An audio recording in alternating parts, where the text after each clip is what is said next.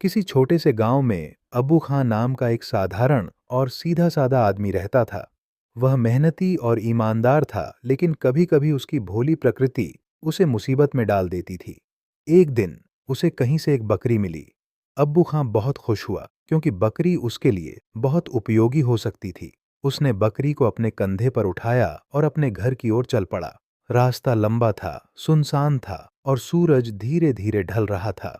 चारों ओर सन्नाटा पसरा था और केवल पक्षियों की आवाजें गूंज रही थीं।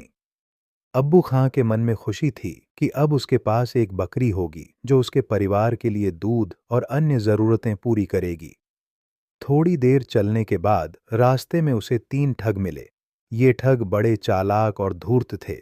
उन्होंने अब्बू खां के कंधे पर बकरी को देखा और उनकी आंखों में लालच की चमक आ गई। बकरी देखते ही उनके दिमाग में एक चालाक योजना बन गई।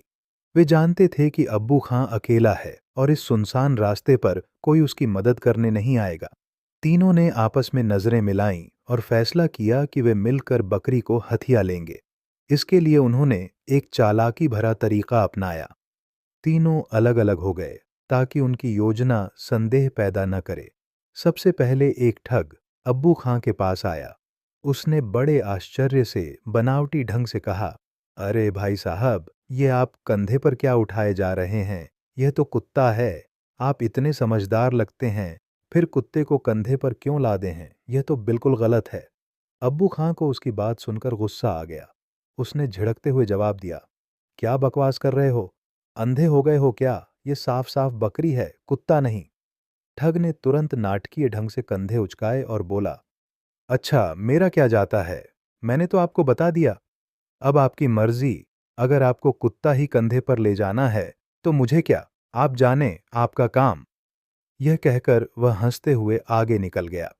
अब्बू खां ने उसकी बात को मूर्खता समझकर अनदेखा कर दिया, लेकिन उसके मन में एक हल्का सा संदेह जरूर पैदा हो गया। थोड़ी दूर और चलने के बाद दूसरा ठग अब्बू खां के सामने आया। उसने बड़ी विनम्रता और गंभीरता से कहा, खान साहब, आप तो बड़े सम्मानित व्यक्ति लगते हैं, फिर यह कुत्ता अपने कंधे पर क्यों ले जा रहे हैं? उच्च कुल के लोग ऐसा नहीं करते। यह तो आप जैसे व्यक्ति के लिए शोभा नहीं देता। अब्बू खां का गुस्सा और भड़क गया। उसने गुस्से में कहा, यह बकरी है, कुत्ता नहीं। तुम सब पागल हो गए हो क्या? जाओ, मुझे परेशान मत करो। दूसरा ठग भी मुस्कुराया और बोला, ठीक है साहब, मैंने तो अपनी बात कह दी, अब आपकी इच्छा। यह कहकर वह भी चुपके से चला गया। अब्बू खां का मन अब और डगमगाने लगा। उसे अपनी आंखों पर शक होने लगा। उसने सोचा, दो लोग एक ही बात कह रहे हैं, कहीं कुछ गड़बड़ तो नहीं? फिर भी उसने हिम्मत रखी और बकरी को कंधे पर लिए आगे बढ़ता रहा। कुछ कदम और चलने के बाद तीसरा ठग सामने आया। उसने बड़ी गंभीरता और सहानुभूति के साथ पूछा, भाई साहब, आप इस कुत्ते को कंधे पर क्यों ले जा रहे हैं? कोई खास वजह? यह तो बिल्कुल अजीब लग रहा है। यह सुनकर अब्बू खां का दिमाग पूरी तरह घूम गया। उसने सोचा, तीन तीन लोग एक ही बात कह रहे हैं, इतने लोग झूठ तो नहीं बोल सकते। कहीं मेरी आंखें तो धोखा नहीं खा रही हैं? शायद यह वाकई कुत्ता ही है। उसका आत्मविश्वास पूरी तरह डगमगा गया। वह घबरा गया और उसने बकरी को कंधे से उतारकर जमीन पर रख दिया। बिना पलटकर देखे वह तेजी से अपने घर की ओर चल दिया। तीनों ठग छिपकर यह सब देख रहे थे। जैसे ही अब्बू खां गया, वे दौड़कर आए और बकरी को उठाकर ले गए। वे अपनी चालाकी की सफलता पर बहुत खुश हुए। अब्बू खां जब घर पहुंचा तो उसके मन में उलझन बनी रही। उसे समझ नहीं आया कि आखिर गलती कहाँ हुई। वह बार बार सोचता रहा कि शायद उसकी आंखों ने ही उसे धोखा दिया। इस कहानी से हमें यह सीख मिलती है कि बार बार बोला गया झूठ, अगर कई लोग मिलकर उसे दोहराएं तो वह सच जैसा लगने लगता है। लोग आसानी से धोखे में आ जाते हैं।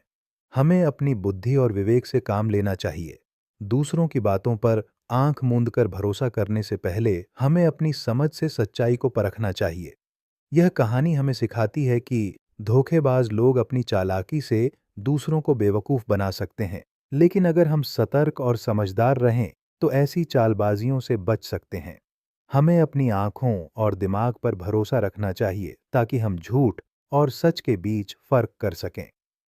तो दोस्तों, ये कहानी आपको कैसी लगी? कमेंट में ज़रूर बताएं। अगर आपको ये कहानी पसंद आई तो लाइक करें, अपने दोस्तों और परिवार के साथ शेयर करें। हमारे चैनल कथा कहानी को सब्सक्राइब करें और बेल आइकन दबाएं ताकि ऐसी ही प्रेरणादायक कहानियाँ आपको सबसे पहले मिलें। फिर मिलता हूँ किसी नई कहानी में। तब तक अपना ध्यान रखें। नमस्कार।